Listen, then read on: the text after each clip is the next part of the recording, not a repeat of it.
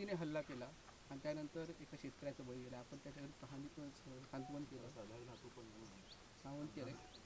काय नेमकी आत्ताच जी काही दुःखद घटना काही दिवसा अगोदर घडली त्यानुसार मी पालकमंत्री म्हणून आमचे कलेक्टर असतील, आमचे ॲडिशनल SP आणि आमचे प्रशासन आणि सरकारचे प्रतिनिधी म्हणून आम्ही आत्ताच त्या कुटुंबाला सांत्वन करण्यासाठी आणि त्यांना धीर देण्यासाठी आम्ही इथे आलेलो आहे. हाही विश्वास देण्यासाठी आलेलो आहे की हत्तीचा जो काही पकडण्याची मोहीम जे राज्य सरकार आणि आमचं वन खात्याच्या माध्यमातून राबवण्याची जी काही तयारी आहे, त्या दिवशी जेव्हा ही घटना घडली त्याच्यानंतर मी स्वतः संबंधित अधिकाऱ्यांशी बोललो, वनमंत्र्यांशी पण बोललो आणि मग त्यानंतर ती परवानगी आपल्याला त्या एका हत्ती पकडण्याची लगेच काही तासामध्ये मिळाली. पण शेवटी हा विषय एका हत्तीचा नाही आहे, पण आपल्या सिंधुदुर्ग जिल्ह्यामध्ये जो वनप्राण्यांचा जो काय त्रास, तो उपद्रव वाढत चाललेला आहे, त्या बाबतीमध्ये सरकार म्हणून भूमिका घेणं हे आज अत्यंत महत्त्वाचं झालेलं आहे. आणि म्हणून त्याच दृष्टिकोनातून आता उद्याच ज्या मंत्रिमंडळाची बैठक लागलेली आहे आणि म्हणून पुढचा टप्पा किंवा ही कारवाई कशी होईल त्या दृष्टिकोनातून आम्ही आमची पावलं उचलणार आहोत. त्याचबरोबर आता त्यांच्या मुलाला शासकीय नोकरीच्या दृष्टिकोनातून प्रस्तावही आमच्या कलेक्टर कार्यालयातून संबंधित खात्याकडे पाठवला जाणार आहे. तिथेही त्याचा पाठपुरावा करण्याची जबाबदारी पालकमंत्री म्हणून माझी असेल, जेणेकरून त्यांच्या कुटुंबाला खऱ्या अर्थाने परत पायावर उभं करण्याच्या दृष्टिकोनातून राज्य सरकार म्हणून जे जे करण्याची गरज आहे ते सगळ्याच गोष्टी आम्ही करणार आहोत. त्वरित तेव्हा 10 लाख रुपये आमच्या प्रशासनाकडून त्यांना दिलेली होती मदत म्हणून. उर्वरित 15 लाख जे प्रलंबित आहेत त्याचाही प्रस्ताव आता राज्य सरकारकडे आहेत. आज 14 एप्रिल असल्यामुळे सगळे शासकीय कार्यालय बंद आहेत. उद्या मंत्रालय स्तरावर असलेला तो प्रस्ताव त्याचा पाठपुरावा करून लवकरात लवकर त्यांना ती मदत उपलब्ध केली जाईल हा विश्वास या निमित्ताने मी देतो.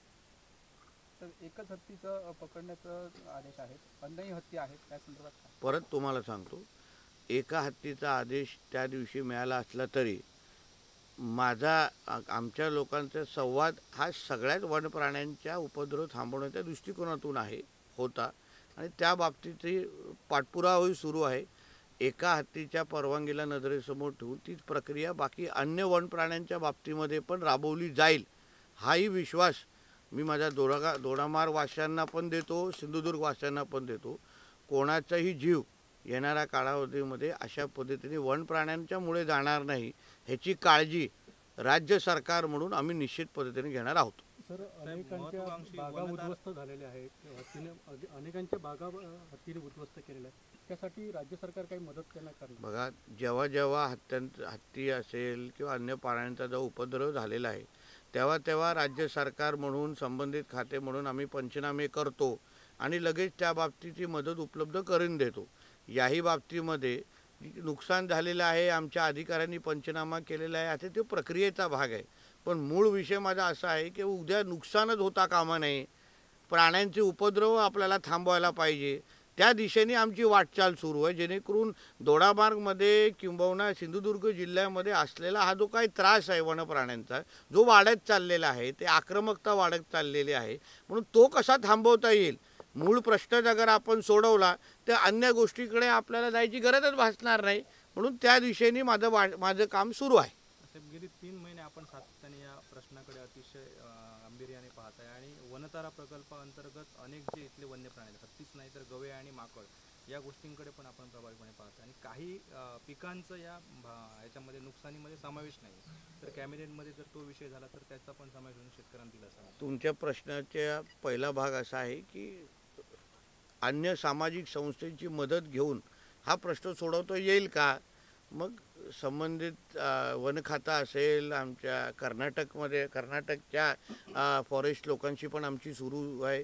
जे जे पर्याय आमच्या नजरेसमोर आहे, शेवटी लोकांचा जीव जातो आहे, लोकांचा जीव वाचवणं ही प्राथमिकता आमच्या नजरेसमोर आहे. म्हणून ज्यांची मदत आम्ही घेऊ शकतो, जगाच्या पातळीवर कोणी असेल जो मला माझ्या सिंधुदुर्गातल्या ह्या वनप्राण्यांचा प्रश्न सोडवण्यासाठी मदत करेल, मी त्याच्याकडे जाणार, मी त्याची मदत घेणार, जेणेकरून आमच्या इकडचं कोणाचंही आयुष्य कोणाला गमवता कामा नये. आज विचार करा, ह्यांच्या कुटुंबावर केवढा मोठा दुःखाचा डोंगर कोसळलेला आहे. ते भविष्यामध्ये मला व्हायला द्यायचं नाही आहे. म्हणून ज्यांच्याकडे पण मी जाऊ शकतो, जगाच्या पातळीवर टोकावर कोणी बसला असेल, मी त्याच्याकडे जाणार, मदत घेणार आणि जेणेकरून आपल्या इथे प्रश्न सोडवला जाईल. तुम्ही जे काही ज्यांची नोंदणी किंवा त्यांना ह्याच्यामध्ये नुकसान भरपाईमध्ये त्यांना आलं पाहिजे अशी जी काही मागणी शेतकऱ्यांची पण आहे, त्या बाबतीमध्ये सरकार पातळीवर मी पाठपुरावा करून त्याही गोष्टीची मदत आमच्या ह्या इकडच्या शेतकऱ्यांना मिळवण्याच्या दृष्टिकोनातून आम्ही वाटचाल करू. इथले जे शेतकरी आहेत त्यांना जे नारळ असेल, सुपारी असेल, याचे नुकसान झाल्यानंतर जी नुकसान भरपाई मिळते ती अत्यंत अल्प आहे अशी यांची मागणी आहे. तर त्यात वाढ व्हावी अशी प्रामुख्याने त्यांची मागणी आहे. नक्कीच जे काही मदत भेटते आहे ती आता ह्यांना परत उभं ठेवण्याच्या दृष्टिकोनातून कमी आहे असं माझंही मत आहे.